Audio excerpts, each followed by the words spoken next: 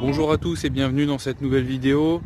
Comme je vous l'ai proposé dans la vidéo de présentation, je vous invite à me suivre en fait dans mon quotidien de jardinier professionnel.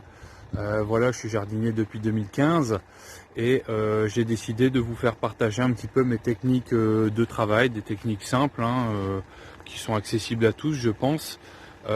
Aujourd'hui c'est un chantier de plantation, on a 5 arbres à planter, donc là je suis chez le pépiniériste, il est 8h30 pour chercher ma commande tout simplement.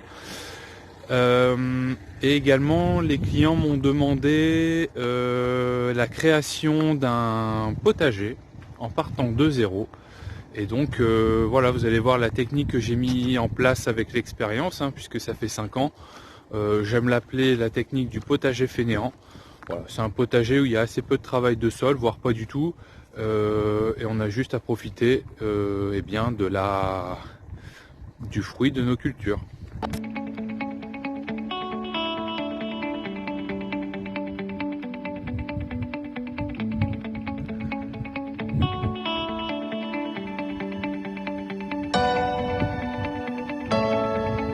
Bien, nous sommes arrivés sur place, donc on a planté les 3 cupressus et les 2 poiriers à feuilles de saule, mais ça on va dire que c'est pas ce qui va faire l'objet de la vidéo du jour. Là on va se diriger vers le potager qui est là-bas tout au fond.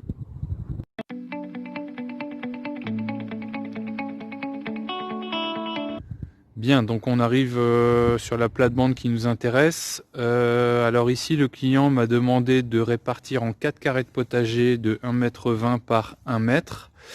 On va simplement commencer par prendre les mesures. Bien, donc j'ai fini de prendre mes mesures des 4 carrés de potager, 1 m par 1,20 m, séparés de 60 cm pour pouvoir passer la tondeuse entre deux et garder la pelouse propre. Là, l'étape suivante, ici en tout cas, ça va être la biogriffe, où on va aérer le sol avec cet outil-là. On se situe dans les Hauts-de-France, donc dans le nord de la France. On a des terres argileuses très lourdes, donc on va aider en fait en décompactant le sol les micro-organismes, les insectes du sol, les vers de terre qui seront vos meilleurs alliés, vous verrez, à aller chercher la matière organique en surface. Si les clients bénéficient déjà d'un carré de potager, qu'on l'installe à l'avance, je ne m'amuse même pas à faire la biogriffe, je ne fais rien du tout. Je viens installer les carrés de potager, soit qu'on fait sur mesure à la main ou préfet déjà à assembler, et on vient combler de matière organique tout simplement. L'intérêt de mettre de la matière organique en surface du sol, c'est que vous allez avoir des soldats qui vont travailler pour vous 7 jours sur 7, 24 heures sur 24. Ils ne sont jamais malades, ils ne font jamais grève. Ils vont aérer votre sol d'une manière extraordinaire. Donc là, on est au mois de décembre. Je reviendrai début mars pour vous montrer le travail qu'ils ont fait. En fait, vous allez voir, les vers, lorsqu'ils vont aller chercher la matière organique à la surface du sol, vont créer comme des micro-tunnels partout dans le sol, ce qui permettra de l'aérer, de le décompacter naturellement sans que vous ayez à vous casser le dos. On va commencer par le premier carré. Alors, vous voyez, vous enfoncez la biogriffe, vous soulevez un peu de part et d'autre. Voilà. Ensuite, on continue.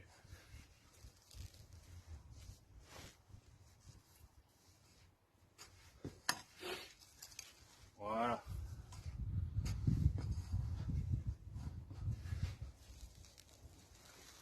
Voilà. On décompacte simplement.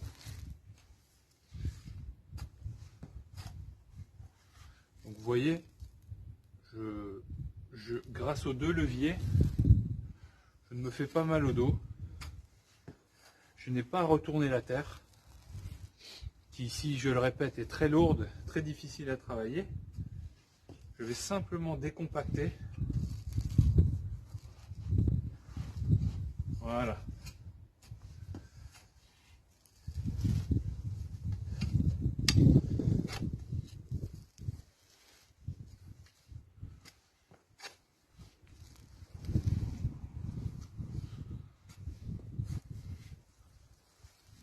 simplement.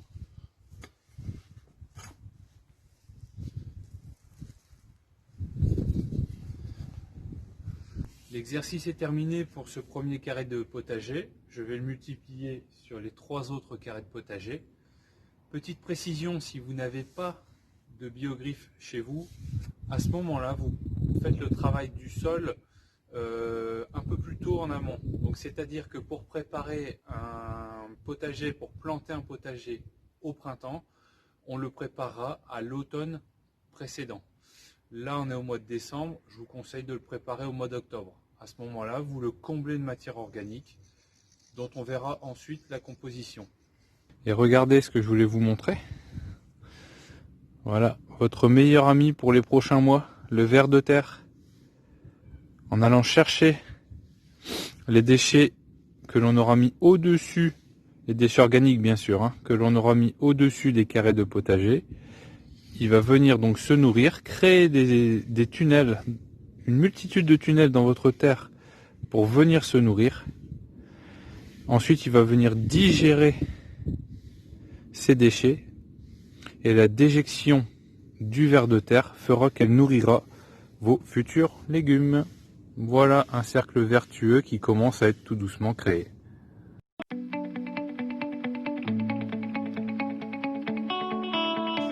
Ensuite, je vais procéder à l'amendement. Donc l'amendement est composé de compost qu'on a acheté directement, puisque là en l'occurrence les clients n'en avaient pas, de copeaux grossiers et des copeaux un peu plus fins, et ensuite un mélange de feuilles et d'herbes. Si vous n'avez pas la chance d'avoir des feuilles à décomposition rapide à portée de main, que vous n'avez que des feuilles de taille de haie, par exemple, taille de laurier, taille d'aucuba, taille de photinia, taille d'éléagnus, taille de troène, que sais-je encore, pas de problème. À ce moment-là, moi ce que je vous conseille, c'est de les broyer à la tondeuse tout simplement, de manière à accélérer le processus de décomposition des feuilles. En revanche, surtout pas de feuilles de conifères, d'épines de conifères ou de taille de thuya, de cyprès, peu importe. Pas de conifères dans le potager. Comme vous pouvez le constater, mon mélange est terminé. J'ai mélangé le tout avec une fourche bêche, simplement disposée au-dessus de la terre que j'ai aérée avec la biofourche. La prochaine étape consistera à revenir début mars, donc je vous propose de me suivre pendant quelques mois pour voir un petit peu l'évolution du potager. En théorie, je dirais que le niveau aura baissé de moitié à peu près au niveau de la décomposition. On installera les carrés de potager pour remettre un peu d'amendement organique et une grosse couche de paillage. C'est en ce sens que j'aime l'appeler le potager fainéant, car à ce stade, nous avons fait le plus gros du travail que nous ne ferons jamais plus dans le potager, c'est-à-dire émietter la terre à la fourche bêche et ajouter le mélange. Donc là, nous sommes au mois de décembre. Je vous propose de revenir début mars, voir un petit peu comment cela a évolué. Ça aura diminué a priori de moitié. On rajoutera à nouveau de la matière organique pour refaire un petit mélange. Et ensuite, prochaine étape, au mois de mai, au sein de glace, les plantations des légumes, où on y incorporera une grosse couche de copeaux au-dessus. Et ensuite, il n'y aura plus qu'à regarder pousser vos légumes. Je vous remercie de m'avoir suivi sur cette vidéo. Vous avez pu constater que je suis avant tout un jardinier et pas un youtubeur. Alors désolé pour le montage un peu moyen de la vidéo, mais je me suis dit que ce qui comptait le plus, c'était le contenu et les informations que j'avais à vous donner. Je reviendrai demain pour une autre vidéo. Là, la problématique, ce sera un client qui m'a appelé pour des graminées. Tous ces graminées sont pourris. Donc on va replanter à peu près 95 graminées demain. Mais je vous montrerai tout en détail et vous expliquerai tout en détail. À demain.